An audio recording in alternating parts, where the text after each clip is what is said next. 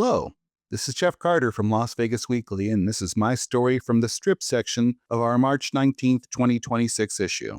Worlds on a String, Inside Awakening's Inventive, Trailblazing Puppetry. Puppet designer Michael Curry got his awakening call early, back when Wynn's spectacular effects and acrobatics-laden production show was still only a wild dream.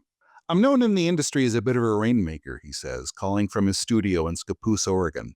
I have a reputation of being attached to successes, and so I'm brought in very early. Many times it's not with an idea that there's even characters or puppets in the show. It's for me to work as a conceptual designer and consultant with the director. Awakening bears out that reputation. Curry, whose creations have appeared in the Broadway adaptation of Disney's The Lion King, Universal's new Epic Universe theme park, multiple Cirque du Soleil productions including Ka, and even Taylor Swift's Eras tour, filled Awakening nearly to overflowing with puppets, many of which don't resemble puppets so much as living scenery. There are lumbering, elephant-like beasts, a benevolent guide for the heroine that assembles itself from stones lying about on the stage, a floating, life-sized whale controlled by a single puppeteer who flies it as you would a kite.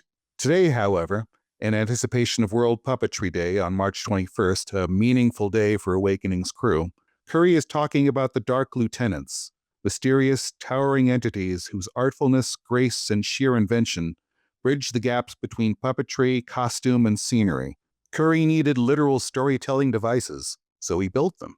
They're the acolytes of darkness, our femme fatale, and I wanted them to be at a scale that they created a portal, a gateway for her, Curry says.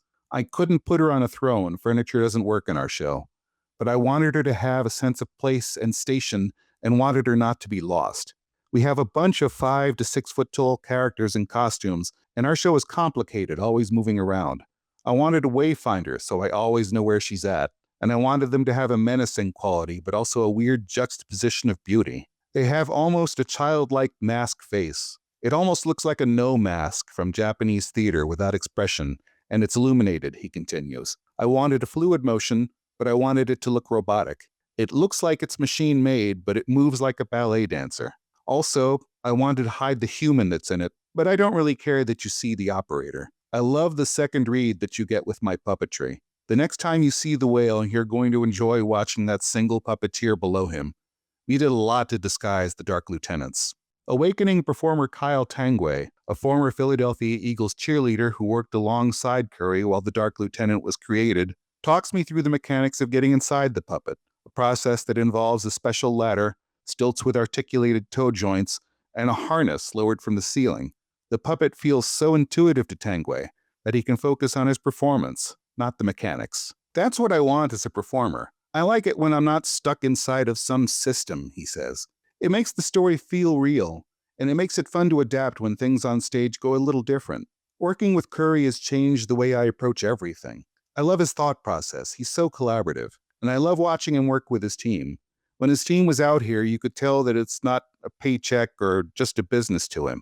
It's a passion project. And in a time when the artless are proudly bragging that they can generate a blockbuster film using only AI, Curry's passion for hand-built art feels almost revolutionary in tone. My worry is not that AI will be used or not be used in art, but if the audience loses their ability of aesthetic judgment about quality, if AI causes audience to be dumber, that's my worry. People will start settling for it, and it'll make art even more rarefied, which isn't a good thing. Since computer graphics started being so heavily used in film, and especially the genre of family cinema that we find today from Harry Potter to Game of Thrones, puppetry is almost your only chance of presenting those elements live, those fantastic creatures.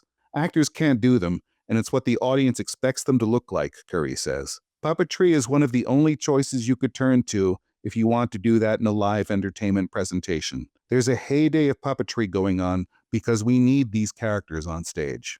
Awakening is presented Friday through Tuesday at the Awakening Theater at Wynn, Las Vegas. For more information, visit wynnlasvegas.com. Find this story and others online at lasvegasweekly.com.